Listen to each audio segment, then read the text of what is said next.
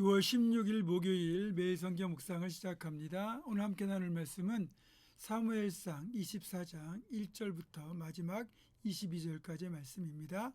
사무엘상 24장 1절로부터 22절까지의 말씀을 제가 봉독합니다. 사울이 블레셋 사람을 쫓다가 돌아오매 어떤 사람이 그에게 말하 이르되 보소서 다윗이 엔게디 광야에 있더이다 하니 사울이 온 이스라엘에서 택한 사람 3,000명을 거느리고 다윗과 그의 사람들을 찾으러 들염소 바위로 갈새 길가 양의 우리에 이른즉 굴이 있는지라. 사울이 뒤를 보러 들어가니라.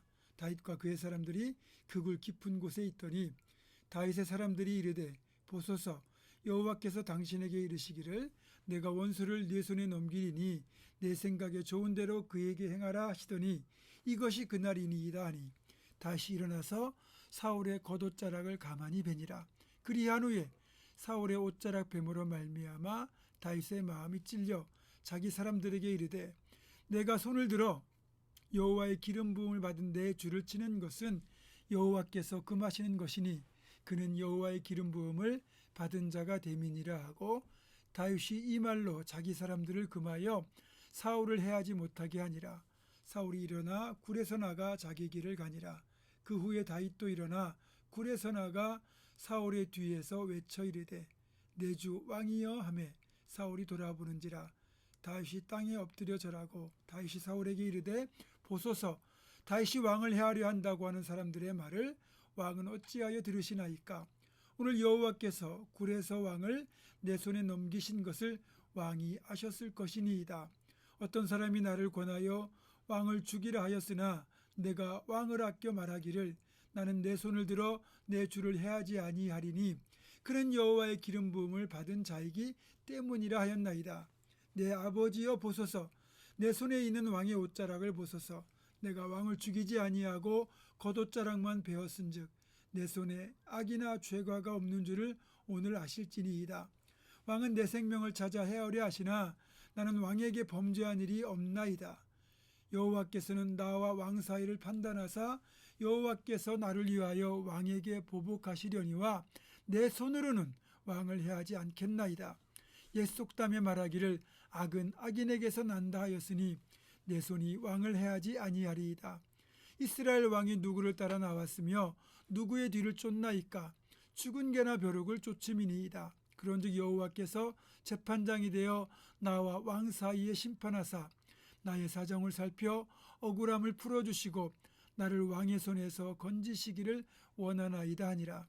다윗이 사울에게 이같이 말하기를 마침에 사울이 이르되 내 아들 다윗아 이것이 내 목소리냐 하고 소리를 높여 울며 다윗에게 이르되 나는 너를 학대하되 너는 나를 선대하니 너는 나보다 의롭도다. 네가 나 선대한 것을 오늘 나타냈나니 여호와께서 나를 내 손에 넘기셨으나 네가 나를 죽이지 아니하였도다. 사람이 그의 원수를 만나면 그를 평안히 가게 하겠느냐. 네가 오늘 내게 행한 일로 말미암아 여호와께서 내게 선으로 갚으시기를 원하노라. 보라 나는 네가 반드시 왕이 될 것을 알고 이스라엘 나라가 내 손에 견고히 설 것을 아노니 그런즉 너는 내 후손을 끊지 아니하며 내 아버지의 집에서 내 이름을 멸하지 아니할 것을 이제 여호와 이름으로 내게 맹세하라 하니라.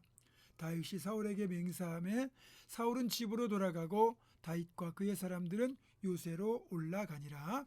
아멘. 오늘 본문 3절에 사울이 뒤를 보러 들어갔다는 이 말은 용변을 본다는 표현입니다. 큰일을 본다는 얘기예요. 여러분 옛날에 그것도 광야에서 무슨 화장실이 있겠습니까? 사울이 광야에서 갑자기 배가 아파서 볼일을 봐야 되는데 따로 화장실이 없으니까 마침 보이는 동굴에 들어가서 혼자 일을 보게 된 겁니다. 평소 사울은 왕복이 자신의 왕권의 상징이라고 여겼습니다. 그런데요, 사울이 결국 하찮은 용변을 보기 위해서 그의 왕복을 벗어야만 했어요. 이것이 진실입니다. 생리현상 하나 때문에도 왕복을 벗어야 하는 인생이 어떻게 스스로 왕복을 지킬 수 있다고 생각하는지 참 미련합니다. 차마 자신이 이제 용변을 보는 모습을 보이기 싫은 사울은 모든 경호를 물리치고 혼자 동굴 속으로 들어왔습니다.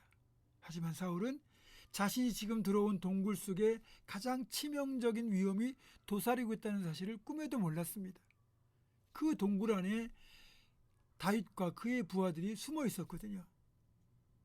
또 다윗에게도 사울이 혼자 제 발로 이곳에 걸어 들어왔으니 마음이 동할 수밖에 없죠. 게다가 다윗의 부하들이 이렇게 말합니다. 보소서, 여호와께서 당신에게 이르시기를 내가 원수를 내 손에 넘기리니 내 생각에 좋은 대로 그에게 행하라 하시더니 이것이 그날입니다.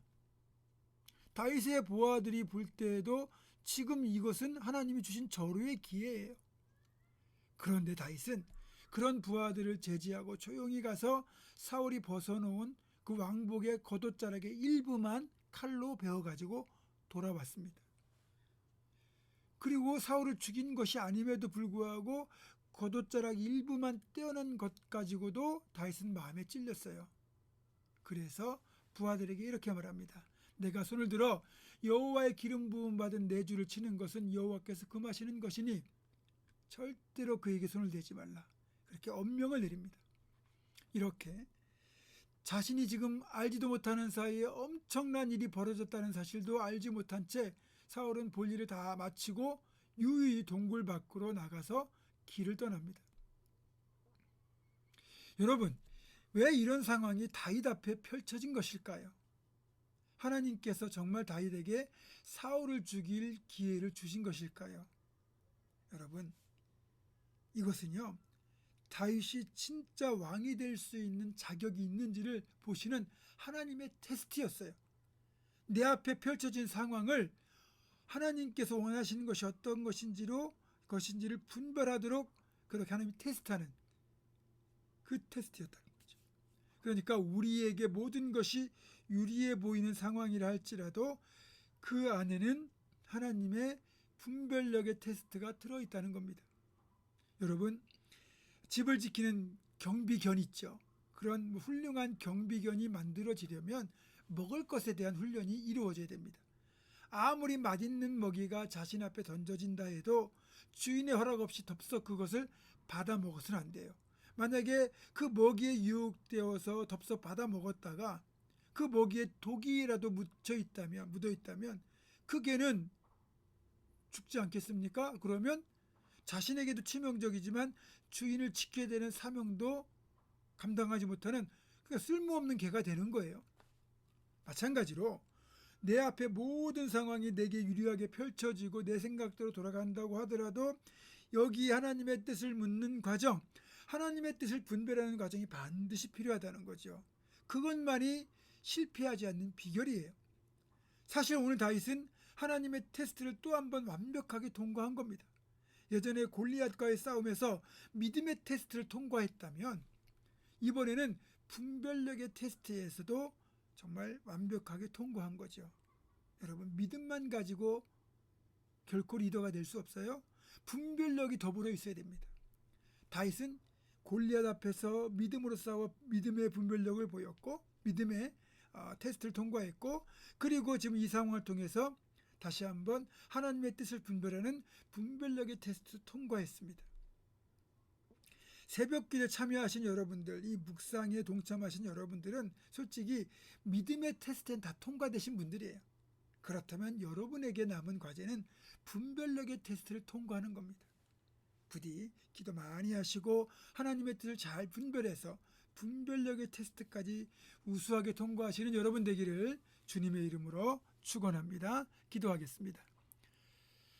고마우신 아버지 하나님, 우리에게 믿음을 주시고 분별력을 주셨는데 어리석게 믿음을 잃어버리고 분별력을 잃어버려서 하나님의 테스트에 실패하지 않도록 도와주시고 믿음의 테스트는 통과했는데 정작 하나님의 뜻을 구하는 분별력의 테스트에 실패하지 않도록 우리에게도 분별력과 그 분별력을 잘 발휘할 수 있는 그런 안목을 더하여 주시옵소서. 그래서 믿음과 분별력 테스트 모두 통과하여 하나님께 귀하게 쓰임받는 우리가 되기를 간절히 소망하고 예수님의 이름으로 기도하오며 이제는 우리 주 예수 그리스도의 은혜와 하나님의 사랑과 성령의 교통하심이 믿음의 테스트도 잘 통과하고 분별력의 테스트도 다윗처럼 잘 통과할 것을 굳게 결단하는 사람 모든 기도의 용사들 이들의 삶과 가정과 생업과 앞날과 우리 교회 위에 지금부터 영원토록 함께 하시옵기를 간절히 축원하옵나이다.